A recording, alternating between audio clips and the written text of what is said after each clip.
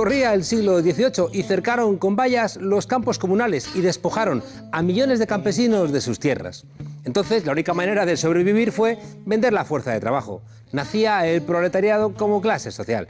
Arrancaba el capitalismo y los proletarios fueron esa mano de obra barata que permitió trabajar en las fábricas de una revolución industrial cuyo capital inicial lo pusieron como esclavos los indios de América y los negros de África.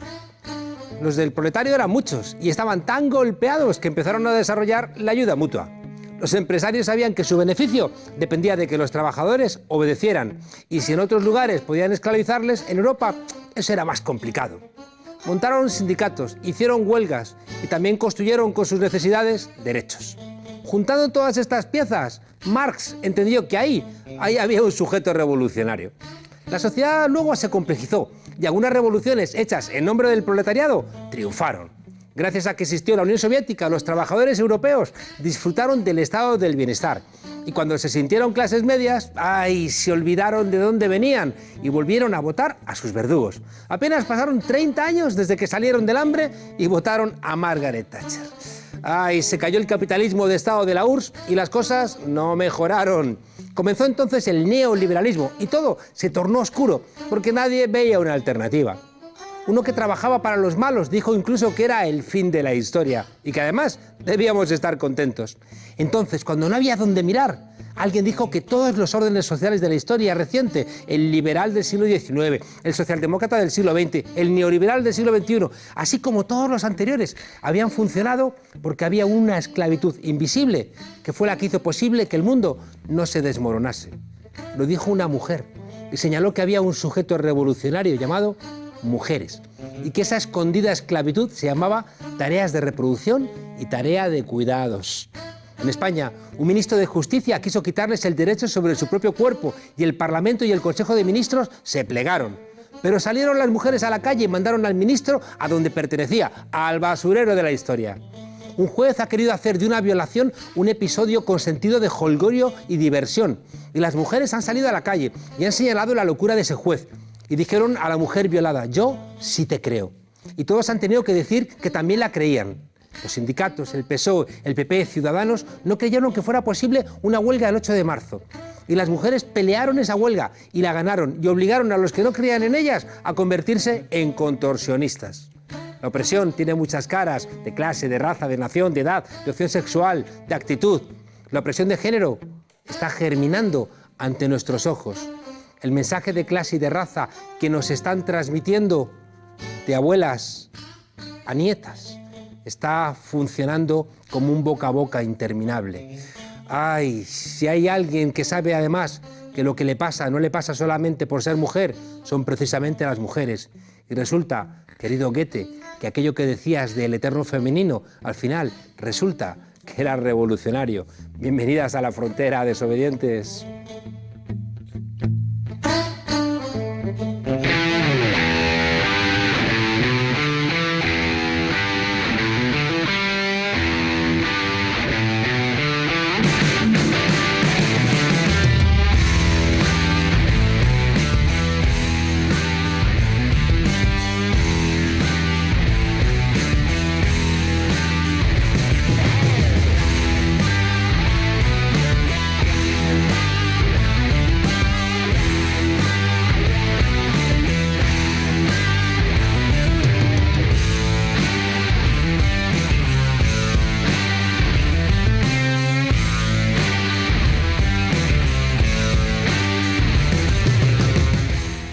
Nuestro invitado de esta noche recogió fresas porque eran rojas y repartió pasteles porque la Revolución Francesa estuvo llena de pasteleros. Mira hacia atrás y no sale en su biografía ni odios sencillos ni misas repetidas, aunque sí esos partidos de fútbol en el colegio bajo la lluvia. Todo junto seguramente le vacunó tanto de tomar atajos como de tirar la toalla, extremos que rondaron tanto a los de su generación en el País Vasco. Le tocó heredar ropa de sus mayores, y cuando heredas los jerseys de tus primos es porque no los heredas de tus hermanos mayores. Y así poco a poco se te mete la conciencia de clase, porque no te queda más remedio que recordar los jerseys de Marcelino Camacho en la cárcel de Carabanchel que le tejía Josefina. Y las ganas también de estrenar unos pantalones. Cuando heredas jerseys, libros y chaquetas, es más fácil que mires al mundo a la cara y con cierta compasión. Nuestro invitado ha tenido momentos de euforia obrera, muchos bajones y sobre todo esos valles que da el trabajo sindical, donde, como le ocurre a los padres con sus hijos, la rutina permite que los niños crezcan porque no puedes despistarte con una permanente épica ni tampoco sucumbir en la eterna tragedia, ya que hay que cuidar que el salario llegue a fin de mes. Cosas prosaicas. Los primeros de mayo sabe que son momentos de reivindicación y de fiesta, porque sabe que la revolución, si viene, vendrá bailando. Lo conocí en un concierto de Ismael Serrano y cuando cantó lo de Papá, cuéntame otra vez, él cambió la letra y empezó a tararear. Es hora de que empecemos a contar nuestra propia historia. Buenas noches y bienvenido a La Frontera, Unai Sordo. ¿Qué hay? Buenas noches. Unai, yo he visto atacar bosques en llamas más allá del Escorial y he visto árboles C brillar, cortados más allá de la puerta de Tannhäuser. Yo con un hacha he quedado el último en un concurso de corta de troncos en Balsaín. Tú vienes del sector de la madera, pero como en Blade Runner ese pasado parece que se ha desvanecido como lágrimas en la lluvia. No, el pasado nunca se desvanece del todo. Yo estuve trabajando una temporada en la industria de la madera, pues habla mucho de esta crisis, pero se ha olvidado la crisis de los primeros 90. Cuando yo terminé de estudiar había una tasa de paro en Euskadi incluso mayor de la que ha habido en esta crisis. En el Gran Bilbao, en la margen izquierda, hubo unos años de muchísima dificultad para encontrar trabajo, ¿no? Yo estuve varios años haciendo trabajos esporádicos, pues lo que has comentado de los pasteles, las campañas de recogida de la fresa en el pueblo materno, en Valladolid, y finalmente pude entrar a trabajar en una fábrica que hacíamos tableros de madera, estos que luego se venden para hacer cosas en las casas y este tipo de cosas. Y bueno, pues es parte de la biografía, unos años, ya digo, muy complicados en lo laboral, y que fuera un poco el preludio también de mi entrada posterior al sindicato, porque bueno, pues como bien decías... ¿De ahí ya empezaste? Sí, ahí empecé a tener interés. La verdad es que en la empresa era una empresa muy pequeña, era una empresa de 15, 16 trabajadores, 12, depende de la plantilla contratada, y donde la capacidad de hacer acción sindical era limitada, ¿no? Entonces, como yo tenía mucho esa inquietud, empecé a colaborar en el sindicato con cuestiones más vinculadas a la juventud, a la Secretaría de Juventud, de una forma militante, como colaborador. Y un poco, pues casualidades y causalidades de la vida, pues entré en el sindicato pues a raíz de salir de esta empresa de madera, despedido, tuve un conflicto en el despido, y justo llegó un proceso de congreso en el sindicato y continué en la Secretaría de Juventud y empezó así un poco toda la historia. ¿Sí? Te imaginaba ahí cortando troncos con el hacha, pero... No, ya estaba un poco más maquinizado el asunto. Era duro el trabajo, pero tanto como eso no. Hoy hace ya más de una década de la caída de Lehman Brothers. Y tenemos una novedad, que es que se crece pero no se distribuye, ¿no? Como tú has planteado en algún artículo. ¿Hay un cambio estructural en los patrones económicos de nuestras sociedades? Sí, porque la caída de Lehman Brothers y la crisis lleva ya esa doble recesión una década, hasta el año 2014 prácticamente, vuelve a repuntar la macroeconomía. Se ha aprovechado esa crisis, la cobertura que ha dado esa crisis, para hacer un proceso de reformas estructurales muy importantes, ¿no? En España y en toda Europa, y que están configurando una sociedad distinta a la que teníamos, donde los canales de distribución de la riqueza, a veces de forma más imperceptible de lo que se debiera, se han modificado de una forma muy importante, ¿no? Y yo creo que estamos en un momento en el que el crecimiento económico no se distribuye no por casualidad, sino precisamente porque se han adoptado medidas en materia laboral, de pensiones, en política fiscal, muy condicionadas por el poder económico, en cómo ha sido capaz de imponerse al poder democrático en esa gestión neoliberal de la crisis, que creo que nos ha traído a este escenario, ¿no? De crecimiento sin reparto, que creo que hay que modificar de forma rápida. Recuerdo una frase del presidente de la patronal francesa diciendo que había que sacar de la Constitución francesa todos los artículos que habían metido el Consejo Nacional de la Resistencia, ¿no? Tengo la sensación de que tiene una cierta conciencia de revancha, ¿no? Y por decirlo en términos académicos, ¿no? Que se tiene que ir a la mierda toda la democracia y las relaciones laborales. Sí, en esos términos académicos que planteas, yo creo que ha habido un salto atrás muy importante, ¿no? Y ha habido una especie de revancha. No está mal empleada la palabra. Se puede decir que ha habido una ruptura del contrato social que se generó en la segunda parte del siglo pasado en las sociedades europeas, ¿no? Ese contrato social está absolutamente cuestionado, y esos elementos de redistribución de renta y también de vertebración de sociedad, esa solidaridad entre anónimos que implicaba un modelo de reparto, un modelo bueno, en la clave keynesiana, socialdemócrata, de una parte de las décadas del siglo XX, en cierto modo se ha cuestionado de una forma radical en cómo se ha gestionado. Claro. Los abuelos que están saliendo ahora a protestar, ¿no?, por las pensiones, igual en términos académicos de mierda, todavía tienen un poco en la memoria las luchas, ¿no? Pero un joven no sabe lo que es un convenio colectivo. Muchos jóvenes no, y es verdad que en las personas pensionistas, en las personas mayores, y el tema de las pensiones liga un interés compartido, hace una especie de identificación de un interés colectivo que tiene una potencia de aglutinar, una potencia de generar subjetividades potente, y el mundo del trabajo que hoy en día está tan fragmentado, porque la empresa se ha fragmentado, porque la empresa se ha diluido, a veces los trabajadores ya no tienen ni centro de trabajo físico, pues de alguna manera se han roto esos elementos de ligazón subjetiva que suponían la identidad de clase, ¿no? Y esto hay que reforzarlo sabiendo que el mundo ha cambiado, que el mundo no va a volver para atrás, ¿no? Pero la fábrica era un constructor de conciencia, ¿no? Y ahora, ¿dónde está esa fábrica? Era un ecosistema, prácticamente. Era un ecosistema donde además el trabajo se daba en condiciones, digamos, de bastante homogeneidad. Es decir, los trabajadores, la mayoría eran hombres, en sectores industriales, en centros de trabajo de un determinado tamaño, con un convenio colectivo, bueno, con un proceso de producción. Esto ahora se ha fragmentado. En cualquier proceso de producción de un bien y servicio, pues seguramente intervienen 12 empresas, hay 27 convenios colectivos, si es que los hay, y hay trabajadoras y trabajadores en una situación muy distinta. Y por tanto, generar una identidad colectiva es mucho más complicado. Pero no quiere decir que no haya un interés objetivo común. Lo que pasa es que es muy complicado interpretarlo en las claves que se interpretaban hace apenas unas décadas. Claro, en esa dirección tenemos Trump, Brexit, Francia, Hungría, Polonia. ¿Qué hacen los trabajadores votando a banqueros, a millonarios o a la extrema derecha? Pues esa es una pregunta muy pertinente y muy jodida, ¿no?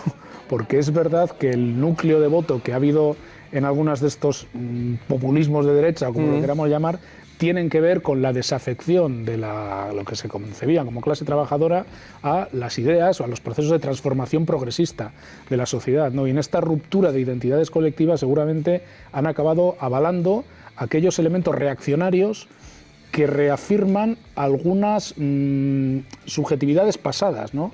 Les llevan a lo conocido, a la promesa del proteccionismo, a situar el culpable en el emigrado o en el más pobre, y es un elemento absolutamente preocupante, porque así se han generado algunos de los grandes monstruos de la historia, ¿no? Me gusta mucho cómo lo resume Erdogan, ¿no? Diciendo que voy a gobernar Turquía como una gran empresa, ¿no? Es decir, esa lógica empresarial donde la ciudadanía deja de ser ciudadanos para ser trabajadores, por supuesto, sin derechos. Y déjame dar un salto, me acabo de acordar, el PNV apoyando los presupuestos del PP.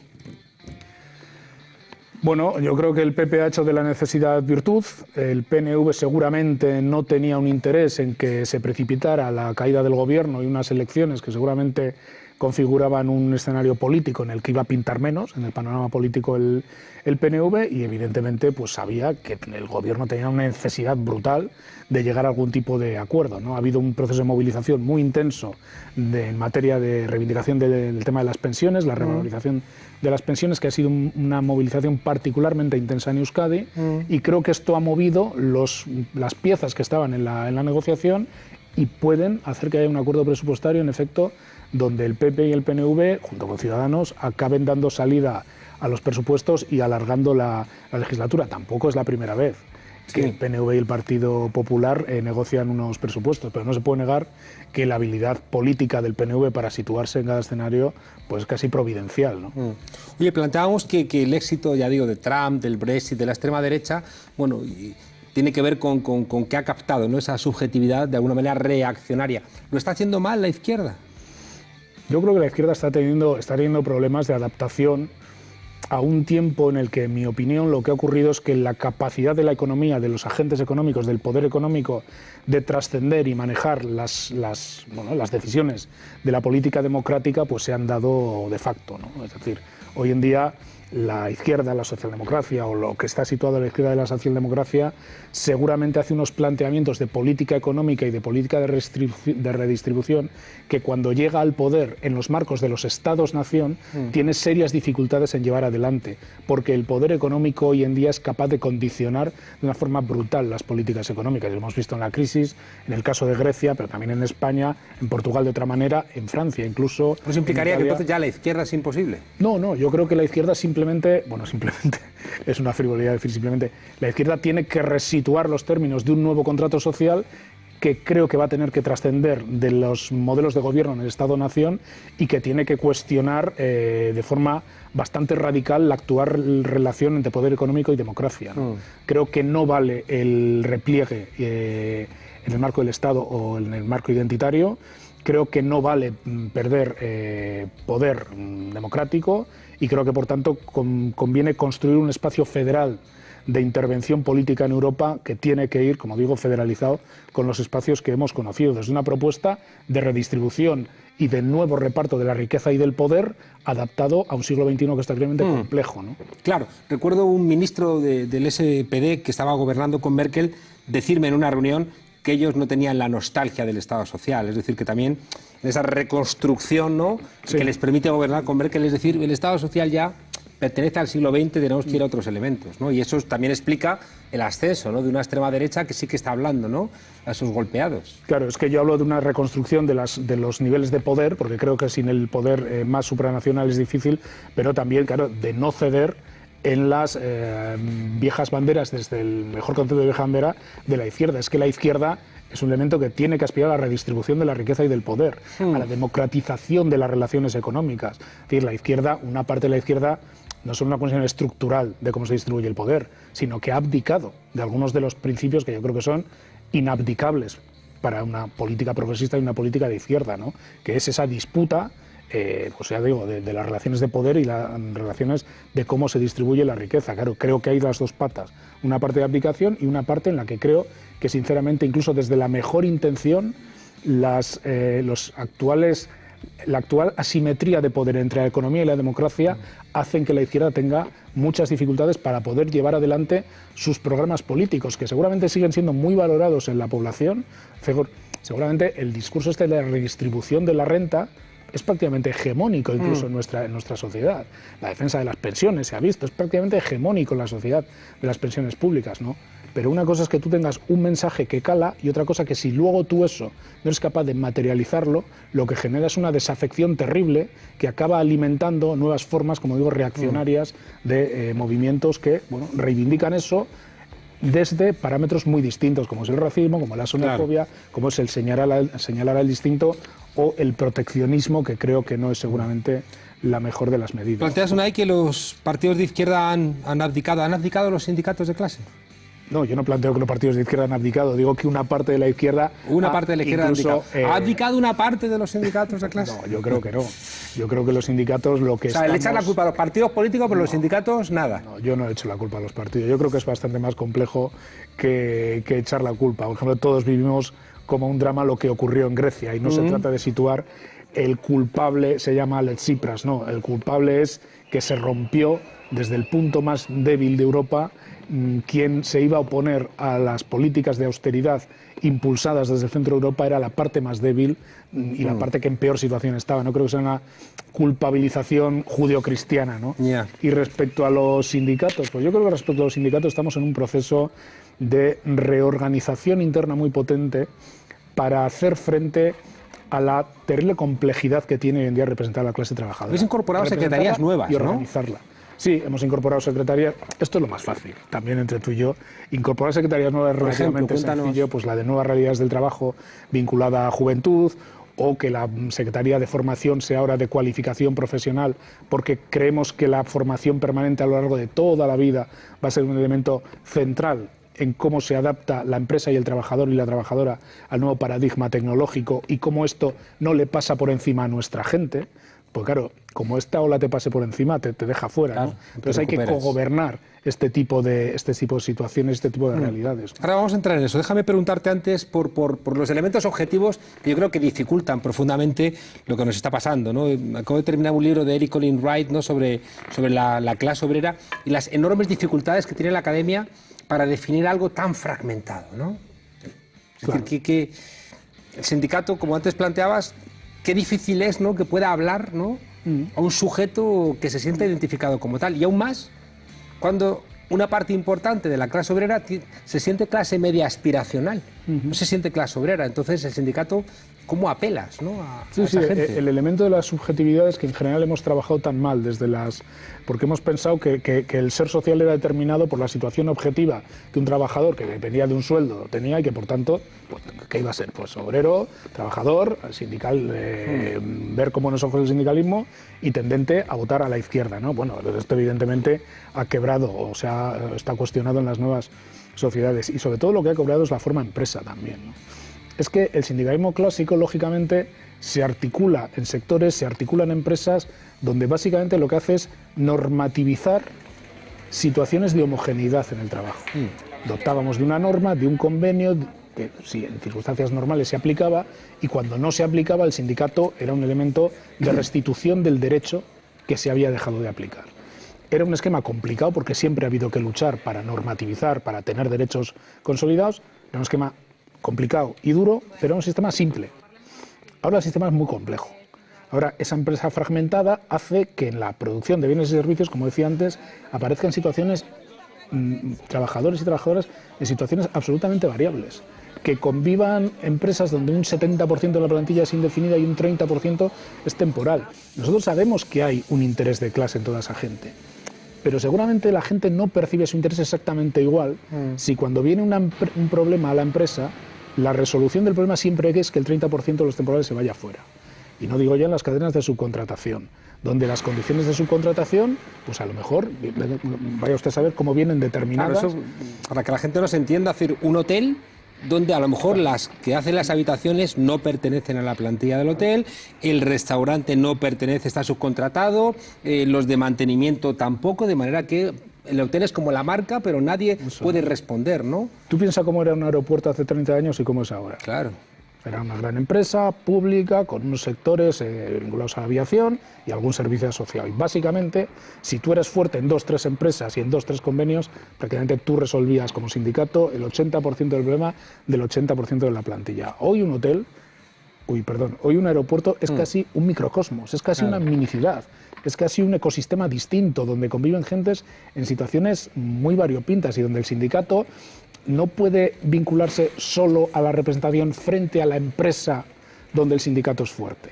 El sindicato tiene que abrir nuevas formas de organización horizontal para que las partes donde seguimos siendo fuertes, donde hay secciones sindicales potentes, se relacionen con el múltiple mundo de precariedades diversas, que es donde está la gente, que es donde está la gente joven, donde están las mujeres, y que tienen que entender que la parte fuerte del sindicato también se ocupa de su problema, aunque trabaje en una empresa distinta a AENA, Iberia y no sé qué. Eso no implica, Unai, si el sindicato quiere representar algo tan plural, que el sindicato tiene que de alguna manera descentrarse, es decir, que estoy pensando en algunas empresas donde desaparece la jerarquía y como que la autoridad, dicen ellos, se distribuye, ¿no? Y la manera de que funcione es que hay un intercambio constante de información. Ponen el ejemplo de cómo funciona nuestro cerebro, ¿no? Con billones, ¿no? de relaciones sinápticas, ¿no? Donde centenares de millones de neuronas, y ninguna es la jefa. Y la manera que el cerebro funciona es porque están constantemente intercambiando información. Un sindicato que tiene que representar a esa fragmentación, un sindicato que tiene que representar a los que a lo mejor no están trabajando, a los que están buscándose la vida. Eso obliga al sindicato a repensarse de una manera, digamos, más, no quiero utilizar la palabra rizomática porque es como muy académica, pero una manera como mucho más plural, ¿no? Sí, hay que dar respuestas distintas porque los problemas son distintos. Lo que no quiere decir que el problema solo sea de descentralización, porque el sindicalismo en España ya en sí es terriblemente descentralizado desde el momento que la forma de elección democrática en las empresas, de los comités de empresa, de las juntas de personal, se elige en la empresa y son lo que llamamos representación unitaria de los trabajadores, donde aparece la sigla del sindicato, el sindicato tiene representación ahí, pero la representación es descentralizada. Ni siquiera el sindicato puede quitar o poner a un delegado una vez que se han hecho las elecciones sindicales. No es tanto de descentralización como de nuevas formas de organización horizontal donde la parte fortalecida, fuerte del mundo del trabajo, se vincule mejor a la parte debilitada y precarizada de la fragmentación de empresas. Y donde la estructura que tiene el sindicato, que depende de los recursos del sindicato, de las cuotas, de todo esto, aparezca también, porque hay otra cosa que es muy importante. Una buena parte del mundo del trabajo tiene capacidad de autoorganizar, de organizar endógenamente el sindicato en la empresa, una parte. Pero la mayor parte no, o con muchas dificultades, por el perfil de empresas, que hay en España. Pequeñas, muy pequeñas, microempresas, sin centro de trabajo, desmaterializado el centro de trabajo, y donde el sindicato tiene que aparecer como un elemento de oferta sindical, en el mejor del sentido de la palabra oferta, es decir, tiene que interactuar desde fuera, tiene que organizar desde fuera, porque es muy difícil en una empresa de servicios de 8 trabajadores o trabajadoras la autoorganización si no tiene un elemento externo que lo organice. Que haga de catalizador, ¿no? Que catalice y que lo vincule a las partes fuertes del sindicato, porque esa pequeña empresa seguramente o va a ser suministradora o subcontrata de una gran empresa, donde a lo mejor sí hay una sección sindical o un comité de empresa. ¿Cómo vinculamos todo eso? Pues yo creo que ese es el gran reto organizativo que tenemos el sindicalismo en este momento. Creo que es idéntico, Unai, al problema de los partidos políticos. Es decir, que los partidos políticos pueden tener una beta electoral, jerárquica, mediática, dirigida, ¿no?, a la ocupación de puestos en las instituciones, pero luego o tiene una pata descentralizada, autónoma, no jerarquizada, en relación con la pluralidad social, o los partidos políticos se convierten en estructuras burocráticas viejas. Es decir, creo que los partidos políticos, los sindicatos, las universidades, o se adaptan a esta fragmentación del siglo XXI o están condenados a envejecer. Evidentemente, si entendemos como burocratización el trabajo ordinario del sindicato acostumbrado a actuar solo a demanda del problema, que generaba una norma por arriba y cuando la norma se dejaba de cumplir aparecía, yo creo que ese sindicato tiene alas cortas. El sindicato tiene que ser un elemento de mucha mayor proactividad y de entrada en el mundo del trabajo. A diferencia de los partidos políticos, porque lo que dices yo matizaría alguna cosa, el partido político encuentra una audiencia electoral a través de elecciones generales, autonómicas, la que sea, ¿no? El sindicato, su audiencia electoral, la representatividad otorgada mediante las elecciones, por hacer la analogía con la política, sería como si se hiciera prácticamente por portales. Porque allí donde el sindicato recibe el voto de la gente es en el centro de trabajo o en cada una de las empresas. No hay una elección sindical general. Por tanto, esa representación que emana desde el centro de trabajo y que es lo que nos da la capacidad de negociar y que lo que negociamos se aplica al conjunto de los trabajadores es muy importante, pero aparte de la función representativa del sindicato, yo creo que en este momento toca reforzar la parte organizativa del sindicato. El sindicato otra vez, esto en el fondo tiene mucho de vuelta también a los primeros conceptos del sindicalismo adaptado al siglo XXI, ¿no? El sindicato como un elemento de organización de las realidades múltiples, que es un poco de donde nacen las propias comisiones obreras, ¿no?, que surgen como un movimiento de organización más o menos espontánea, más o menos dirigida desde la clandestinidad política, en una oposición en aquel momento a un régimen, al régimen franquista. Hoy no tiene nada que ver la situación, pero sí tenemos una necesidad de refortalecer esa capacidad organizativa, porque solo ya con la legitimidad representativa que nos dan las elecciones sindicales y las normas legales no sirve para interpretar correctamente y para dar solución a los múltiples problemas que tiene la gente trabajadora, ¿no? Para lograr eso, a mí se me representa mucho más complicado un sindicato, ¿no?, que sea capaz, ¿no?, de dar respuesta puntual a todas esas necesidades, aun teniendo que hacerlo, pero me parece más fácil acercarte a una idea de sindicato cuando te identificas con ese sindicato, ¿no? Y tengo la sensación también de que una de las grandes pérdidas de los sindicatos ha sido perder cuando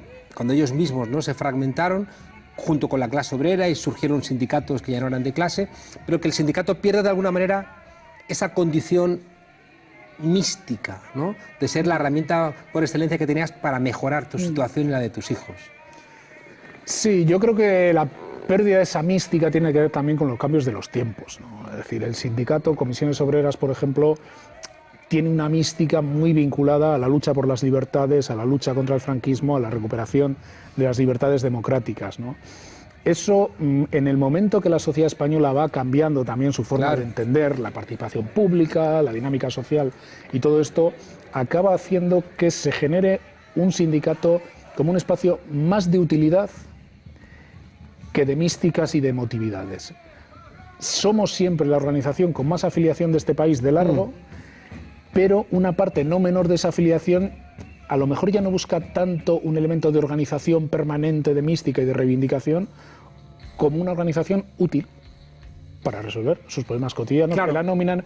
Esto es muy importante, porque es muy importante que la gente te vea útil, porque a nosotros de literatura el sindicalismo no puede vivir, pero no es suficiente, porque entonces sí es cuando puedes acabar construyéndote una especie de, pues, de organización de gran gestoría sindical, de buena gestoría sindical. Y eso no es un sindicato de clase. Eso también tiene que formar parte de un sindicato de clase, pero eso no es un sindicato una de vez más, clase. cabalgar contradicciones, ¿no? Que es una de las claves del siglo XXI. Cada vez, ¿no? Las grandes dificultades nos llevan a que vamos a tener que ser varias cosas al tiempo, locales y globales, ecologistas y garantizar el consumo, ser partido y ser movimiento, ser útiles pero también dar identidad, ¿no? Y de alguna manera cabalgar todas esas identidades solamente me las represento incrementando los canales de diálogo internos. De diálogo, muy bien visto, de diálogo interno, de deliberación compartida. A mí una vez me comentaba un compañero en una asamblea en Mérida.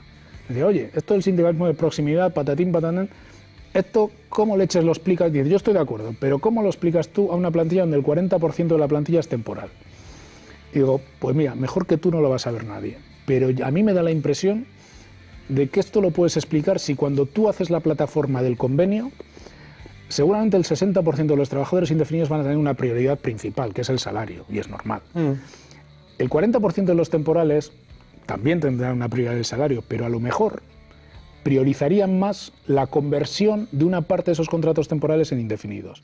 Y el sindicato no está solo para hacer una encuesta de qué opina el 60, qué opina el 40, no, sino para construir una propuesta compartida, para que esa parte debilitada del 40% de temporales vea que el sindicato es referente también allí donde a lo mejor es más débil el sindicato, porque seguramente las tasas de afiliación del 60% de indefinidos son mayores que el 40% de temporales. Pero el sindicato no está solo para hacerse eco de lo que se dice, sino para construir una propuesta de deliberación compartida entre dos colectivos, no me gusta la palabra colectivos, pero dos colectivos que se pueden sentir como dos colectivos distintos si el sindicato no hace bien su trabajo. Claro, ¿no?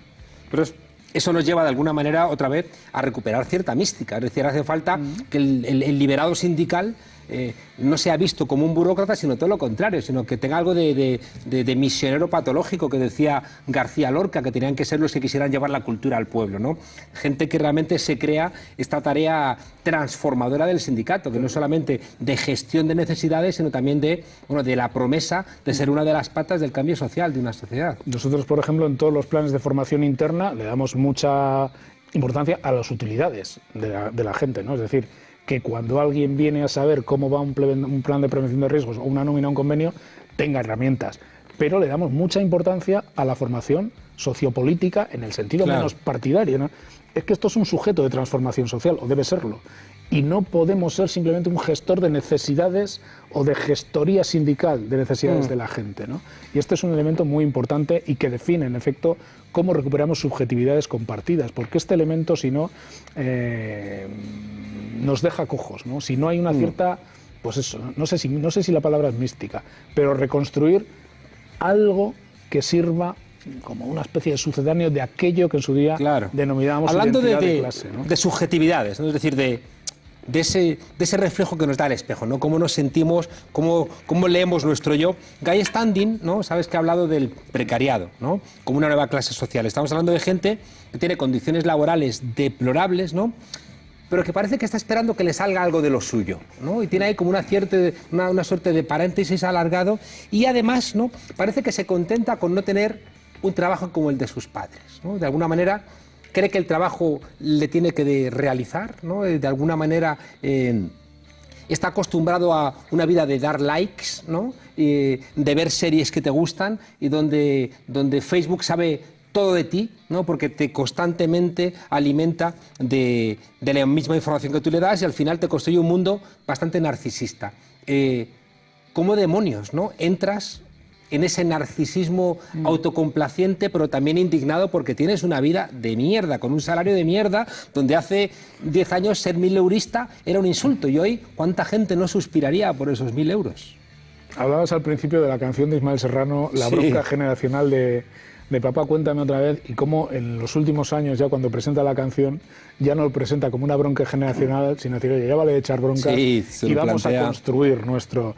Y yo creo que, siendo verdad que hay muchos elementos de cambio en la empresa, de estructura económica distinta, Yo creo que hay una parte también de nuestras, bueno, de las generaciones que no hemos conocido las épicas de la lucha sindical o de la lucha política, hemos conocido otro periodo histórico, una parte, no creo que sea generalizado, donde se ha instalado seguramente un cierto narcisismo vinculado, bueno, a una forma de neoconsumismo, vinculado al acceso al crédito, vinculado a trabajos donde igual lo de menos era lo que evolucionaba el convenio y casi era más importante cómo se revalorizaba o no mi piso. Es decir, esta construcción social que tiene un punto hedonista, yo creo que evidentemente, y mucho de individualista, creo que es algo que hay que romper, ¿no? Por eso también estos espacios de formación sociopolítica a los que hacía referencia, porque si no el sindicato pierde una parte fundamental de su alma, ¿no? ¿Ves series tú? No me da tiempo a ver casi nada, macho. Hay una saga Damnation, no sé si la has visto, Damnation, donde hay un cura de la teología de la liberación en los Estados Unidos de los años 30, que es un luchador sindical, te la recomiendo. Oye, se nos está acabando el tiempo y tengo 1000 cosas que quiero preguntarte. Hay como una intuición de que la robotización de la economía necesariamente tiene que destruir empleo y va a cambiar la faz de nuestras sociedades. ¿Qué hacemos? Va a cambiar seguramente una parte importante de nuestras sociedades. Va a acelerar un proceso de cambio tecnológico que por otro lado es consustancial a la evolución de la humanidad, pero que seguramente va a ir más rápido que nunca, ¿no? Va a provocar una disrupción enorme que puede tener efectos muy importantes sobre gente que no sea capaz de seguir esas transiciones de empleo. Yo creo que la clave es gestionar las transiciones de empleo, que no le pasen por encima a la gente trabajadora. ¿Qué aplicaciones tecnológicas, digitales van a llegar al mundo del trabajo? ¿Cómo van a afectar a los procesos productivos? ¿Qué elementos de formación, de cualificación permanente, de habilidades para poder seguir manejando esos procesos? ¿Está el sindicato adelantándose? Por ejemplo, los taxistas están pensando en que van a venir coches sin conductor.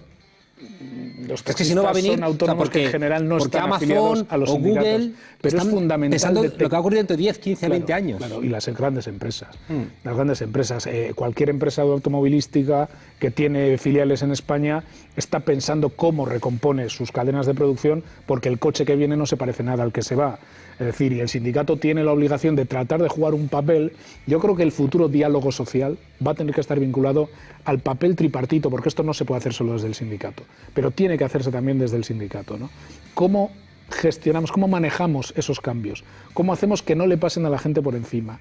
Que esos planes de formación permanente para que la gente no se vea fuera del mundo del trabajo no se queden solo en los marcos de las grandes empresas que van a tener un interés propio en hacerlo bien, sino en todo el tejido de estas pequeñas y medianas empresas que si no pueden verse absolutamente, deslavazadas, ¿no? No lo digo por la empresa, lo digo por el trabajador o la trabajadora que está en esa empresa. Ahí tenemos un papel decisivo que jugar, ¿no? El problema es que eso necesita una especie, como diría yo, de cerebro social que sea capaz de prever los cambios, prospección de los cambios, de cómo afecta eso a nuestra gente, porque esto no es un debate neutro ideológicamente ni políticamente, y de cómo implementar las medidas para que nuestra gente se pueda adaptar permanentemente a esto y seguir disputando, porque todas estas medidas van a mejorar la productividad de muchísimas empresas y por tanto va a haber una disputa de algo tan viejo también como la plusvalía, ¿no? Por tanto, y asociado a otro debate, el debate de las rentas mínimas garantizadas. Claro.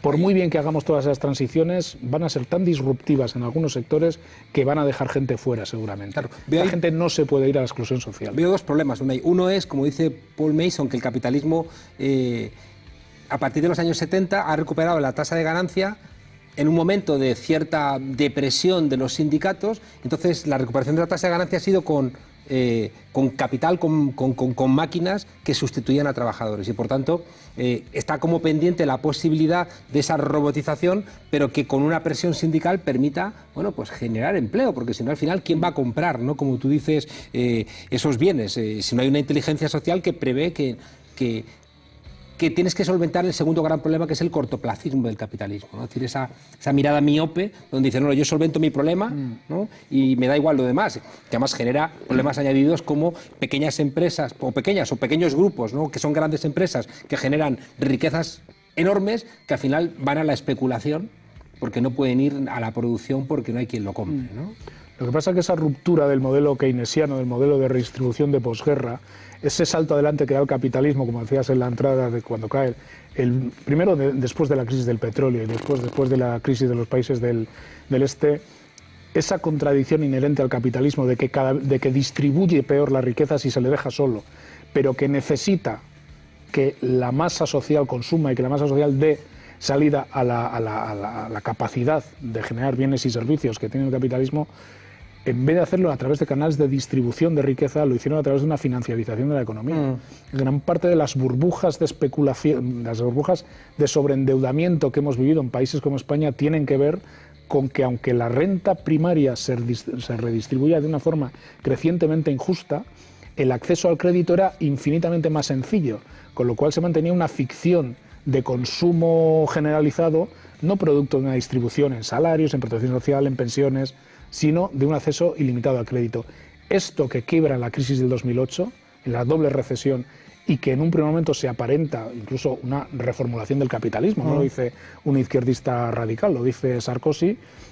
Posteriormente el capitalismo recompone la figura y lo que hace son políticas de depresión, de austeridad interna, para volver a un esquema, como digo, que ha roto los equilibrios y los contratos sociales que habíamos conocido. Estamos en la recta final y te pido que me contestes prácticamente con una frase. El profesor Emilio Huertas, de la Universidad Pública de Navarra, plantea que uno de los principales problemas de España es que nuestros empresarios son empresarios de mala calidad. Pues estoy bastante de acuerdo. Yo creo que uno de los grandes problemas que tiene este país es que el empresariado, y además que condiciona terriblemente las organizaciones empresariales, tiene que ver más que con empresas que generan valor a través de la innovación, de la exportación, de no sé qué, a través de cómo se relacionan con el poder político y cómo se relacionan con la gestión de todo lo que cuelga del poder político y con la desamortización de los sectores públicos. Y eso es un capitalismo, creo que nefasto. ¿Las crisis nos disciplinan? Es evidente que las tasas de paro de 20 y tantos % que ha tenido España, desgraciadamente, disciplinan porque hacen que sea, el miedo es libre, que sea muy difícil reivindicar. Por eso estamos en una fase en la que el crecimiento sin distribución, cuando se ha salido de la fase aguda de la crisis, seguramente estamos en el momento en el que más cercano estamos de movimientos sociales crecientes, de movilización social creciente. Has dicho en algún lado que, ya que no por ideología, que por lo menos por eficacia, entendamos que las reformas laborales que abaratan costes y facilitan el despido no funcionan. Son un desastre y apuestan por un modelo de país empobrecido, de un modelo de país que no puede concurrir así en una economía global. Vamos, me parece que son reformas que habría que eliminar y que están generando además situaciones de dumping social entre empresas, porque precisamente la nueva realidad que imponen las reformas laborales hacen que prácticamente cualquier empresa, simplemente con que firme un convenio colectivo de empresa que baje el salario de un convenio sectorial, pueda disminuir el salario y competir a la baja. Esto te lo reconocen de empresario con un mínimo de fuste, te lo reconocen en privado sin ningún problema, ¿no?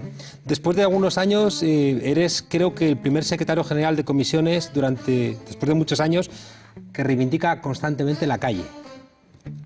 No me parece nada justo eso. Mi predecesor, desde luego, Ignacio Fernández Toso, era un hombre que siempre ha hablado de la importancia de que el sindicato mantenga la faceta de propuesta y de movilización. Porque tú te vas a encontrar con realidades como que no existían, como los pensionistas en la calle, como las mujeres, ¿no? Que de alguna manera, no sé si compartes, han hecho un desafío, ¿no? También a la manera de entender muchas cosas, incluso también cómo entender una huelga. Sí, porque hay nuevas formas de expresión del descontento social, que ya no son canalizables solo a través de las formas clásicas, sindicato, partido y asociación de vecinos, por decirlo de alguna manera. El descontento se expresa de formas distintas, ¿no? Pero ojo con la huelga, ¿eh? Yo sé que hay cosas que a veces se pueden decir y no son especialmente populares. El 8 de marzo, la huelga estrictamente laboral, básicamente fue la huelga parcial que convocamos los sindicatos, porque convocar una huelga es relativamente sencillo, hacerla es bastante más complicado. Y nosotros no convocamos una huelga general de 24 horas, sinceramente porque pensamos que no era lo que requería el 8 de marzo, porque creíamos que era llevar la batalla al único terreno en el que se podía perder cuando era evidente que el 8 de marzo iba a ser un día histórico de movilización de mujeres en España, como así fue, no solo en España, sino en gran parte del mundo. Por ejemplo, en los medios de comunicación triunfó la otra visión, ¿no? La visión de quien quería parar, ¿no? Te voy a contar una anécdota. No pongo a pelear, ¿no? A los sindicatos con las mujeres, pero sí que de alguna manera... Todo lo contrario. Que de alguna manera esa mayor exigencia, ¿no? De algunos sectores Pero no hagamos una de las posverdad mujeres ni siquiera de eso, porque si pensamos que de verdad una huelga general al uso, nos estamos equivocando en el diagnóstico. Hubo miles de asambleas y de encuentros en las empresas para hablar de brecha salarial, de suelo pringoso, de segregación ocupacional, que a mí me parece algo súper potente y sobre todo una jornada de inmensa movilización de gente en la calle. Pero huelga general al uso, hubo como mucho una huelga parcial en algunos centros. Fíjate los medios de comunicación hasta qué punto. Cuando dimos los datos de la huelga, fíjate, siempre a los sindicatos se nos cuestionan los datos de las huelgas. Yo dije, ha habido paros, asambleas o actividades, tenemos datos de 20.000 empresas donde se nos ha comunicado que se ha hecho algo que representan a 5 millones de trabajadores. Yo no dije que habían parado 5 millones de trabajadoras y trabajadores, pero cogieron el titular y se puso. Me parece estupendo, ¿eh? Pero no solo no se cuestionó, sino que se le dio más real. Madre mía, nos hemos comido el tiempo. Quería haberte planteado si hay soluciones españolas o tienen que ser europeas, cómo se construye la conciencia. Y nada, tengo que terminar solamente preguntándote que Rivera se ha quitado de UGT, el líder de comisiones. ¿Le parece demasiada roja la UGT? ¿Se va a afiliar a Comisiones Obreras? Que haga lo que quiera. Que haga lo que quiera de momento, con que se reúna con el sindicato, porque todavía no hemos mantenido una reunión oficial, yo con eso Unai, me conformo. yo me fui de comisiones con Fidalgo y con algunas cosas que me parecía que debilitaban a los trabajadores. Cuéntame por qué debiera volver a afiliarme a Comisiones Obreras. Pues porque creo que somos un proyecto sindical con todas las dificultades que tiene hacer sindicalismo en el siglo XXI, que está haciendo un esfuerzo enorme por situar organizativamente y no solo a nivel de discurso al sindicato en la realidad múltiple del siglo XXI. Yo te animo a que vuelvas y un día nos tomamos un vino y te damos un carnet. Ahí está, pendiente. Unai Sordo, mañana nos vemos en las calles. Nos vemos en las calles, sí señor. Muchas gracias por estar aquí en la frontera, que es tu casa. Y mañana, a través de Público, vamos a estar cubriendo, ¿no?, esa manifestación que es reivindicativa y que es festiva, ¿no? Así que muchas gracias, Unai, y que no se nos olvide que las luchas de ayer son los derechos de hoy y las luchas de hoy van a ser los derechos de mañana. Muchas gracias. Venga, es que ricasco. Y a vosotros, desobedientes, mañana nos vemos en las calles. Hasta mañana y feliz 1 de mayo.